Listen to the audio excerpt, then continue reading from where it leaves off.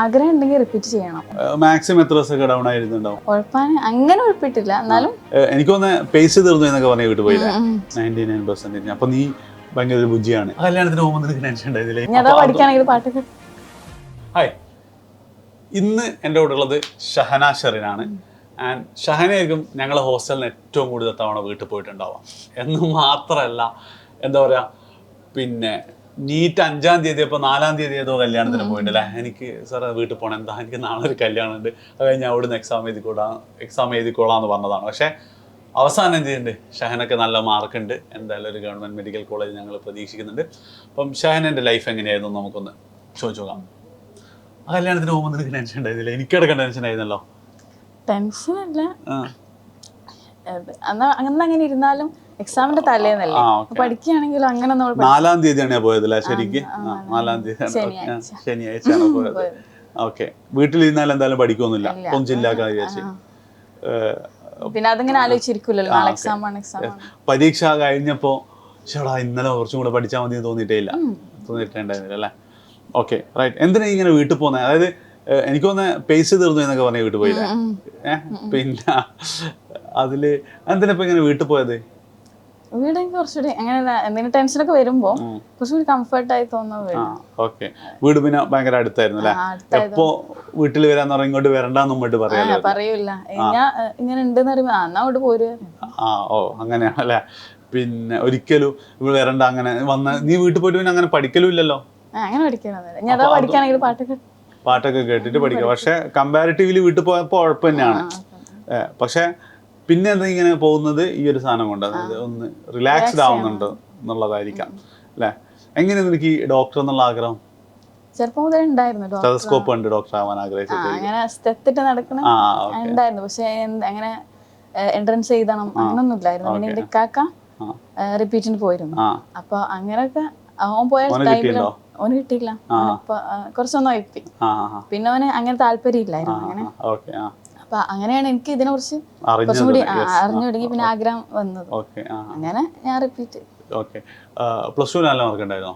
Plus 2 99%. അപ്പൊ നീ ഭയങ്കര ബുദ്ധിയാണ്. അങ്ങനെ പറയാൻ പറ്റില്ല. അതായത് ഇങ്ങനെ ഞാനിപ്പോ ശരിക്കും പ്ലസ് 2 നല്ല മാർക്ക് 2 രീതി കാണാറുണ്ട്. ഒന്നൊരു ഉടായ്പ കൂടെ ഫുൾ മാർക്ക് കിട്ടും. എങ്ങനെയാന്ന് വെച്ച് കഴിഞ്ഞാൽ നമ്മൾ എഫേർട്ട് ഇട്ടാൽ മതി, കുറെ ബൈ ഹാർട്ട് പഠിക്കാം, ഇതൊക്കെ തന്നെ വരുള്ളൂ. അതായത് ഒരു ചാപ്റ്റർ എന്നാണ് മാക്സിമം ഒരു 10 ക്വസ്റ്റ്യൻ 15 ക്വസ്റ്റ്യൻ അതേ വരുള്ളൂ, അത് മാത്രം പഠിക്കുന്നു. എങ്ങനെ അതിന്റെ കൺസെപ്റ്റ് അങ്ങനെ കിട്ടും. അല്ലാതെ എന്ത് ചെയ്യാൻ പറ്റും, നമ്മൾ കൺസെപ്റ്റിലൊക്കെ പഠിച്ചു കഴിഞ്ഞാൽ പാടത്ത് നിന്ന് ഏത് ക്വസ്റ്റ്യൻ വന്നാലും ചെയ്യാൻ പറ്റും എന്നുള്ള രീതിയിൽ കിട്ടുന്ന ആൾക്കാരുണ്ട്. ഇതിൽ നീ ഏത് ടൈപ്പാ? ഞാൻ ബൈ ഹാർട്ട് പഠിച്ചു. അത് ഉണ്ടായിരുന്നില്ല അല്ലെ? അത് നീറ്റിനെ കുറച്ചൊക്കെ എഫക്ട് ചെയ്തിട്ടുണ്ടാവും.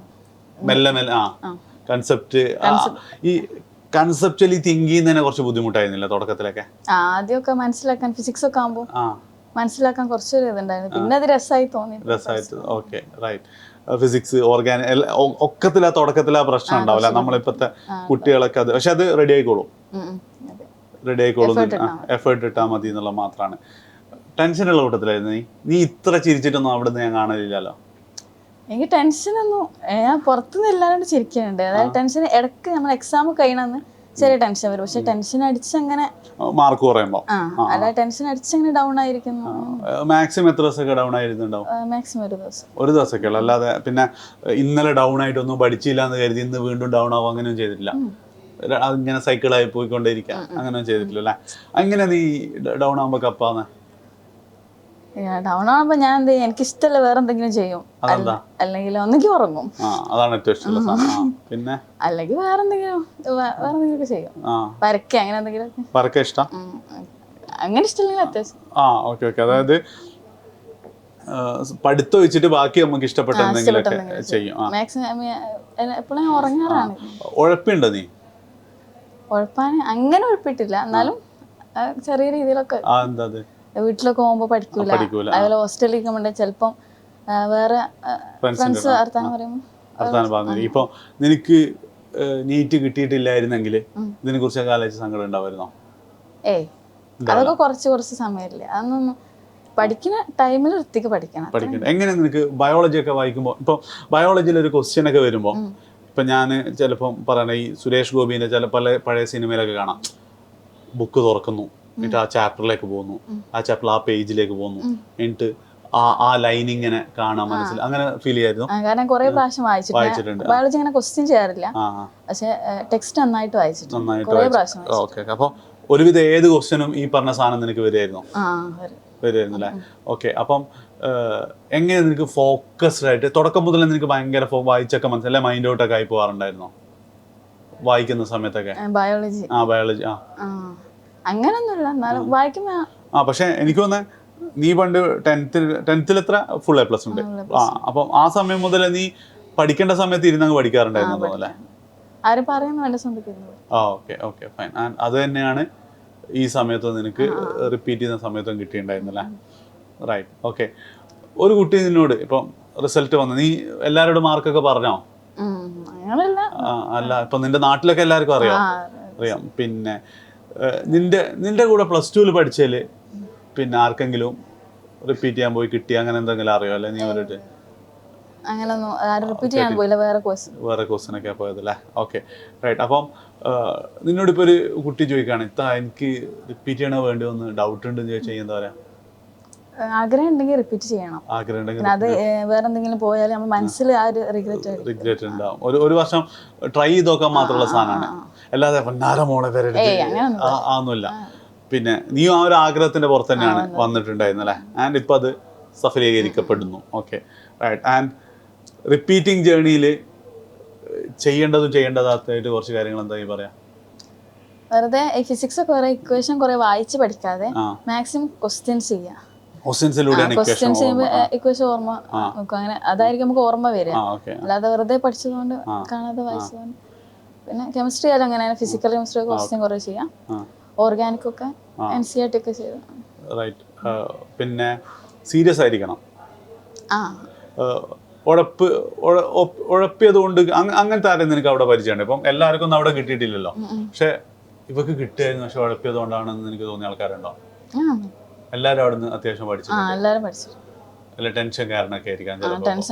ടെൻഷനിലെ കുറെ കുട്ടികളെ കണ്ടിട്ടുണ്ട്. അതുപോലെ ഉറക്കൊഴിച്ചിരുന്ന് വായിക്കുന്നത്. അത് പ്രശ്നമാണ്.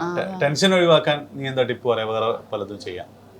മ്യൂസിക് ഹോസ്റ്റൽ നടക്കൂല, വേറെ നമുക്ക് ഇഷ്ടമുള്ള പരിപാടി ചെയ്യാന്നുള്ളത്. അല്ലെ കിടന്നുറങ്ങാം, എഴുന്നേക്കുമ്പോഴത്തേക്ക് ടെൻഷൻ പോകും. എനിക്ക് അങ്ങനെ കേട്ടോ, ഒന്നും നടക്കാതെ ഭയങ്കര ടെൻഷനൊക്കെ ആവുന്ന സമയത്ത് ഒന്നങ്ങോട്ട് കിടന്നുറങ്ങി കഴിഞ്ഞാൽ എഴുന്നേക്കുമ്പോഴത്തേക്ക് എന്താ ചിലപ്പോൾ അത് മറന്നു പോയിട്ടുണ്ടാവും, ഇതിലേക്ക് ആയിണ്ടാവും അല്ലേ? ഓക്കെ, പിന്നെ ഉറക്കം ചെയ്യുന്നതിനെ കുറിച്ച് എന്താ?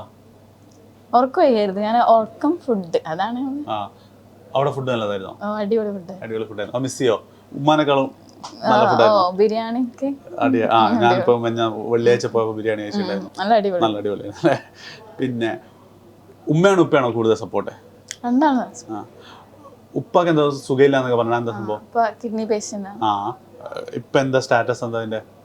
ഫിനാൻഷ്യലി വീക്കാണ്, പിന്നെ ഇപ്പൊ മദ്രസ പഠിപ്പിക്കുന്നുണ്ട്, ആ ഒരു ചെലവൊക്കെ അങ്ങനെ കഴിയും. ഇപ്പൊ ഡയാലിസിസ് ഒക്കെ ചെയ്യുന്നുണ്ടോ? ഡയാലിസിസ് ചെയ്യുന്നുണ്ട്. അത് നിന്റെ പഠനത്തെ പോസിറ്റീവായിട്ടോ നെഗറ്റീവായിട്ടോ ഏതെങ്കിലും രീതിയിൽ എഫക്ട് ചെയ്തിട്ടുണ്ടോ?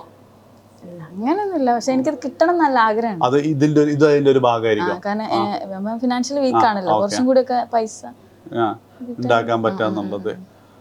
പിന്നെ അങ്ങനെയാണ്. അതുപോലെ അതിന്റെ ഒരു ടെൻഷന് അത് ഉപ്പാക്ക് ഇങ്ങനെ ആയിപ്പോയി, അങ്ങനത്തെ ഒരു ചിന്ത കൊണ്ട് പഠിക്കാൻ പറ്റാത്ത പ്രശ്നം ഉണ്ടായിട്ടില്ല. പക്ഷെ നിനക്ക് തോന്നിയെന്ന് വെച്ചാല് എനിക്കിത് കിട്ടിക്കഴിഞ്ഞാൽ നല്ല പൈസ ഉണ്ടാക്കാൻ പറ്റും, അപ്പം ഉപ്പാനൊന്നും കൂടെ ഹെൽപ്പ് ചെയ്യാൻ പറ്റും, നല്ല ചികിത്സ കൊടുക്കാൻ പറ്റും എന്നൊക്കെ ഉള്ളൊരു സാധനം വന്നിട്ടുണ്ടല്ലേ? ഉമ്മയാണോ ഉപ്പയാണോ കൂടുതൽ സപ്പോർട്ട്? ഒരാളെ പേര് പറയുകയാണെങ്കിൽ ഒരാളെ പറയാൻ പറ്റുള്ളൂ, ഒരാളെ പറ്റുള്ളൂ. നല്ല ഇതുണ്ട് ആവണമെന്നുള്ളതല്ലേ? പിന്നെ മാർക്ക് കിട്ടിയെന്ന് പറയുമ്പോൾ ഇപ്പൊ എന്ത് പറഞ്ഞേ? നല്ല, കാരണം 650 റേഞ്ചിൽ. Okay, right. അപ്പം ഹാപ്പി ആണെന്നാണ് പറഞ്ഞതല്ലേ? Okay, right. ആൻഡ് ടെൻഷൻ അടിക്കരുത്, ഇതാകരുത്. ഫിസിക്സ് പഠിക്കുമ്പോൾ ക്വസ്റ്റ്യൻ ചെയ്യണം. പിന്നെ ഈ പരീക്ഷ കഴിഞ്ഞിട്ട് നീ എന്താ ചെയ്യാറുള്ളത്? അനലൈസ് ഒക്കെ എപ്പോഴും ചെയ്യാറുണ്ടോ?